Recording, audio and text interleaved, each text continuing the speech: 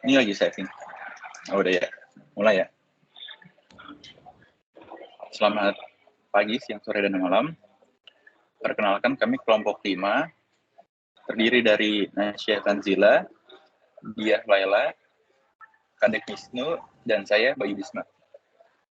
Izinkan kami untuk mempresentasikan tentang Bank of England.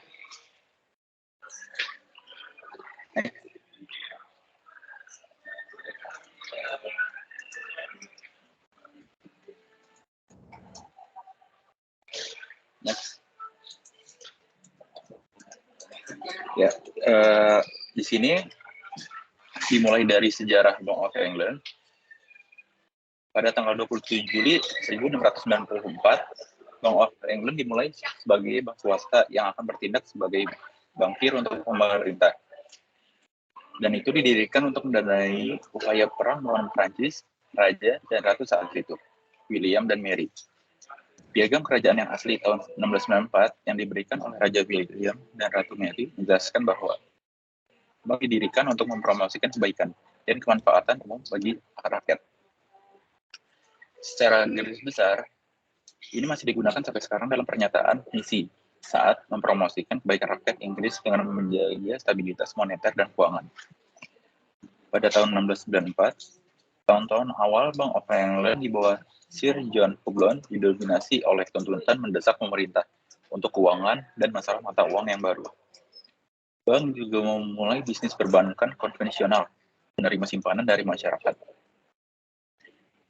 Dan antara 1994 hingga 2014, Sir John Houblon dihormati dengan uang kertas 50 euro.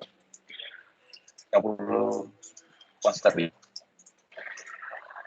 Pada tahun 1720, perusahaan Laut Selatan didirikan mengancam posisi bank sebagai bankir pemerintah dan pemilik utang nasional, South Sea Company, menukar pinjaman pada pemerintah untuk hak perdagangan di Laut Selatan yang dikuasai oleh Spanyol. Dan pada tahun ini, perusahaan Laut Selatan diberikan sebagai dari utang nasional dan harga sahamnya naik secara dramatis, sehingga menyebabkan hiruk-pikuk investasinya di saham, tetapi harga akhirnya jatuh dan ribuan orang hancur. Pada tahun 1797,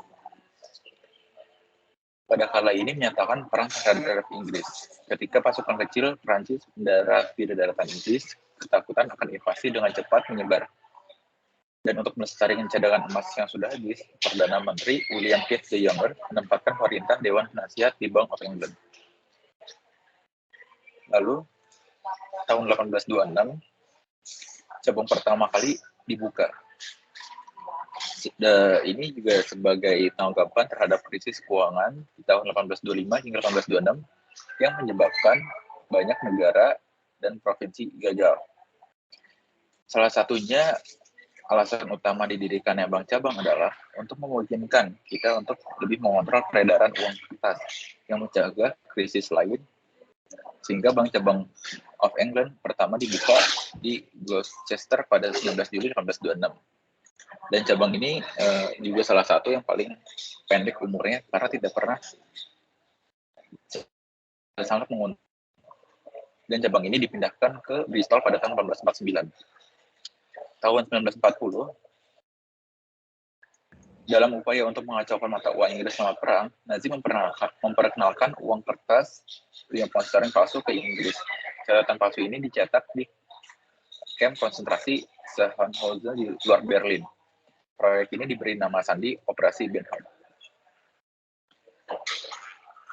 Dan pada tanggal 16 September 1992, mekanisme nilai tukar Eropa, European Exchange Rate Mechanism, atau disingkat IRM, didirikan pada tahun 1979 untuk mengurangi variabilitas nilai tukar dan mencapai stabilitas moneter di seluruh Eropa. Dilihat sebagai persiapan untuk persekongkolan moneter, akhirnya mengarahkan ke mata uang tunggal Eropa, Euro, dan semua mata uang harus tetap berada di dalam 2 titik harga yang disepakati.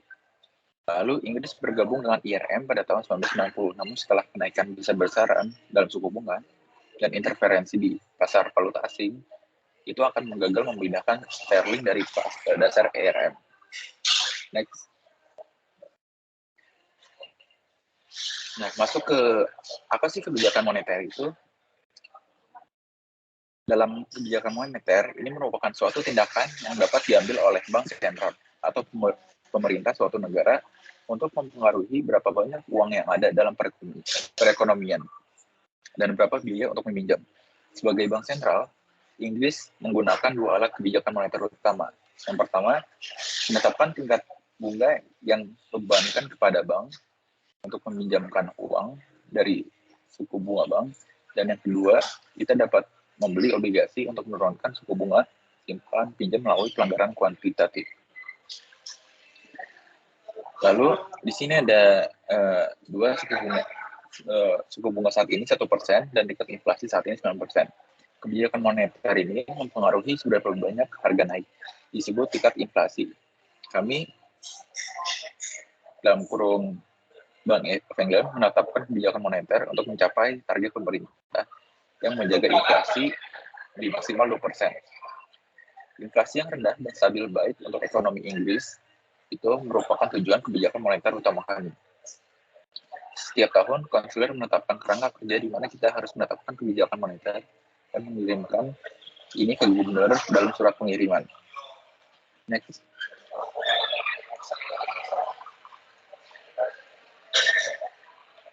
Next.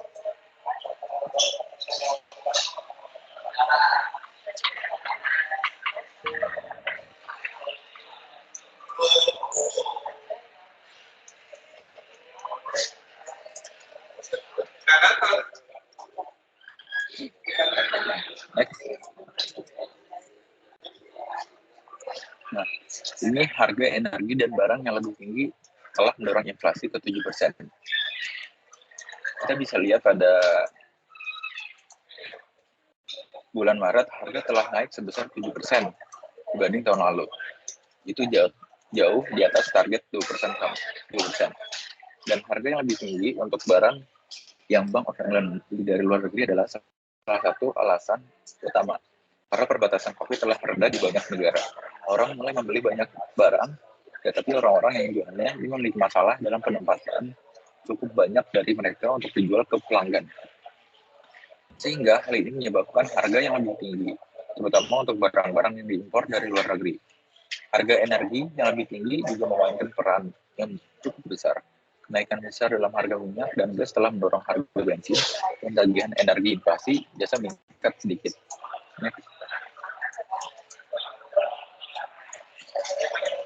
Lalu selanjutnya, Bank of England memperkirakan inflasi akan meningkat menjadi sekitar 10% di tahun ini, dan ekonomi akan melambat. Invasi Rusia ke Ukraina telah menyebabkan kenaikan yang lebih besar dalam harga barang-barang seperti energi dan makanan. Kami melihat bahwa Bank of England memungkinkan adanya kenaikan lebih lanjut dalam batas harga energi pada Oktober 2022. Baik perang maupun penguncian di China mempersulit impor barang. Hal ini memungkinkan akan mendongkrak beberapa harga barang. Sebagai faktor-faktor ini, kami memperkirakan inflasi akan meningkat menjadi sekitar 10% tahun ini. Harga cenderung naik lebih cepat daripada pendapatan banyak bagi orang. Ekonomi Inggris telah pulih dari dampak COVID, tetapi Bank of England memperkirakan peningkatan biaya hidup dan menyebabkan pertumbuhan yang lebih lambat secara keseluruhan. Next. Lalu, Bank of England telah memasang suku bunga untuk membantu inflasi kembali ke target 2%. Bank of England nggak bisa berbuat apa-apa tentang masalah pasokan global atau harga energi yang saat ini mendorong inflasi. Tetapi, Bank memiliki alat untuk memastikan inflasi kembali ke target 2%. Kami menjadikan hal itu menjadi utama yang digunakan untuk menurunkan inflasi dan dengan menaikkan suku bunga. Suku bunga yang lebih tinggi membuat lebih mahal bagi orang untuk meminjam uang dan mendorong mereka untuk menabung. Di lain hal itu, secara keseluruhan mereka cenderung membelanjakan lebih sedikit. Jika orang keseluruhan membelanjakan lebih sedikit untuk barang dan jasa, harga-harga tersebut cenderung naik lebih lambat, dan itu akan menurunkan tingkat inflasi. Untuk mendukung inflasi kembali ke target 2%, Bank telah menaikkan suku bunga terpenting. dari 0,1 menjadi 0,25%. Pada Desember 2021 menjadi 0,5, pada tahun 2022 sama sekali menjadi 0,75.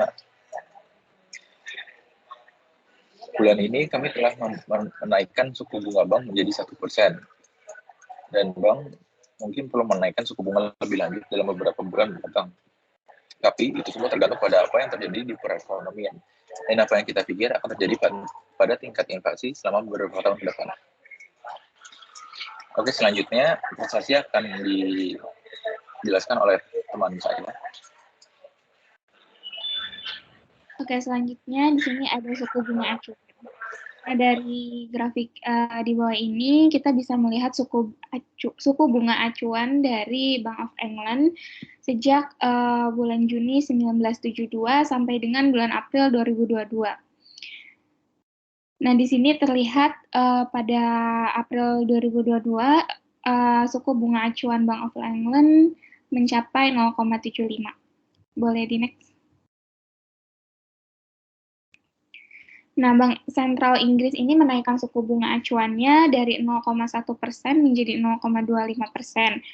Nah, menjadikan kenaikan yang pertama di antara bank sentral negara maju sejak era pandemi di tengah lonjakan inflasi. Nah, pasar yang semula menduga bahwa suku bunga acuan akan ditahan di level 0,1% ini kemudian menyusul dikarenakan merebaknya kasus Omikron.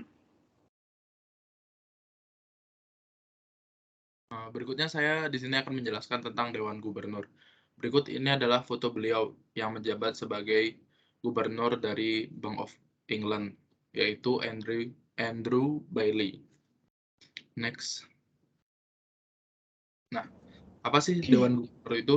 Dewan Gubernur adalah organisasi di kepala sistem perbankan yang bertujuan untuk memimpin jalannya bank tersebut seperti membuat keputusan penting tentang kebijakan moneter. Nah, pada saat ini, Andrew Bailey diterapkan sebagai gubernur baru Bank Sentral Inggris, menggantikan Mark Carney yang menjabat sebagai gubernur BOI pada sejak 1 Juli 2013.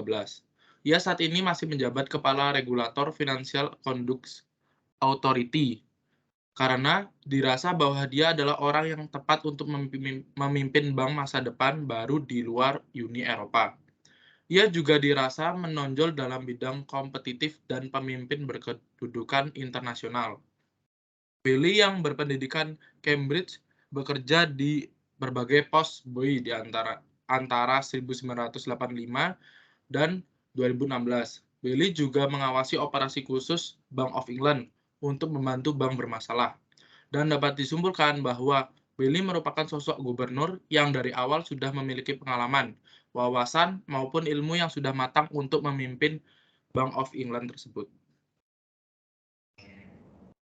Lanjut, sekarang independensian Bank of England. Bank Sentral Inggris dinyatakan sebagai badan yang independen selama kurang lebih 20 tahun. Sebagai Bank Sentral UK yang independen, Bank Sentral Inggris diberikan tugas untuk menetapkan suku bunga, mengeluarkan uang kertas, memproses pembayaran elektronik, dan menjaga akan adanya risiko pada sistem finansial yang ada, serta menyediakan tempat penyimpanan cadangan emas UK dan beberapa bank sentral lainnya. Sebagaimana apa yang dikerjakan, semua tindakan yang dilakukan oleh Bank Sentral Inggris bersifat independen di luar tangan pemerintahan UK.